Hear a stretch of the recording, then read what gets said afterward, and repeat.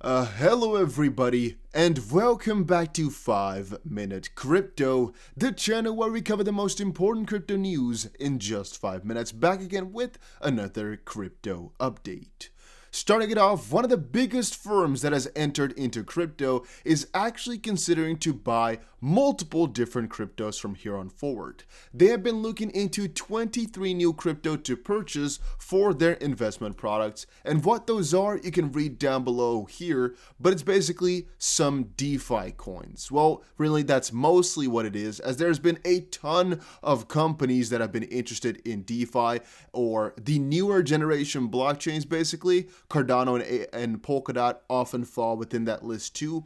For example, the Dubai FD7 Ventures has actually sold $750 million of their Bitcoin to go purchase Cardano and Polkadot. Again, I think it's always really interesting how they are making all these choices, but Polkadot, Cardano, Ava, they're all being bought in bulk, and here you can see a couple of other coins which I've decided to buy.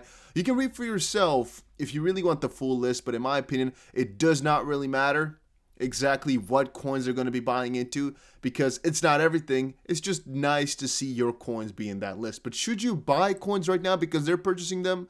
Well, it just depends on your priorities, right? You can already look up exactly what coins Grayscale has been buying, and in no way, shape, or form are they actually right, as they're mostly just buying it for what is in demand from their clients, which you might call institutional investors, so they have the knowledge, but that's again not a certain thing. Then Elon Musk's influence in crypto. Is Musk endorsing Cardano? Well, one of the most important parts of yesterday and even the day before was that Elon Musk might be investigated for everything he is doing surrounding Dogecoin again. Elon Musk really doesn't seem to care too much about it, but it also really popped up the question of should these global spearheads have the authority or ability to manipulate the prices like this. And Elon Musk thinks to a certain degree that, well, it's just memes, he's just joking around. And the SEC likes to think he is manipulating the prices and thus hurting the US investors or investors in general.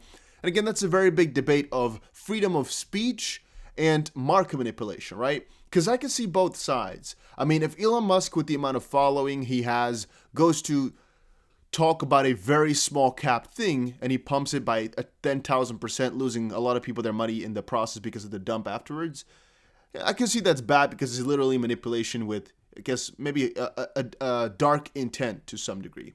However, Dogecoin is such a huge project. We're not talking a couple $1,000,000 here, all right? We're talking about an immensely huge project that he's talking about. To a certain degree, it's just his sense of humor. You can just talk about a coin if you like so, because he's just saying Dogecoin for president, Dogecoin world currency. To a certain degree, it's just fun, right? So where does that layer, or where does that jurisdiction basically end from the SEC to be able to influence all people's talks? Because if you can't really say what you think about a coin anymore, that's really odd to a certain degree, right? He isn't promising people anything that's never going to happen. He isn't giving people false expectations. He isn't misleading people. He isn't pumping some small cap coin. He's just memeing around, which is what the coin's use case is. And the Cardano thing, it's still only speculation. We cannot know for certain if he's actually buying it. He has hinted towards it like we talked about on Dusty BC.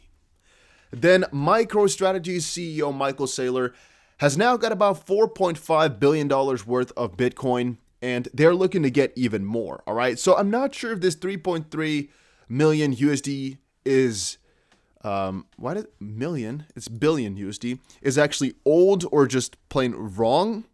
I'm not too sure, or whether or not my 4.5 billion number from yesterday has actually gone down in a little bit of time here. I'm not actually sure because if they own exactly 90.5 thousand Bitcoin, you can calculate for yourself exactly how much that is worth. I am not sure, but since the Bitcoin price has gone down from about 50 to 45,000, something might have changed already here. All right, in the shortest amount of time.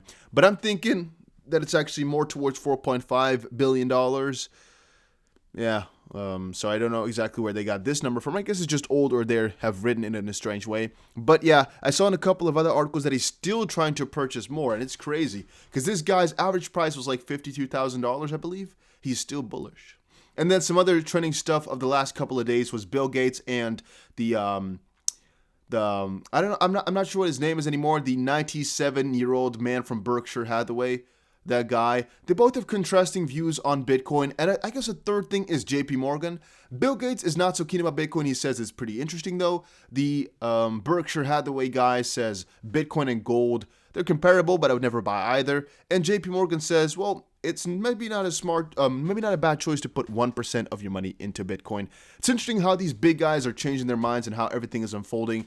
All I can say, guys, is this is just the start of something bigger. Even if we dump like crazy, the end is not even in sight, in my opinion. Thank you guys all for watching. There are no ads, so make sure you press the like button to support the channel. See you guys again in another crypto video.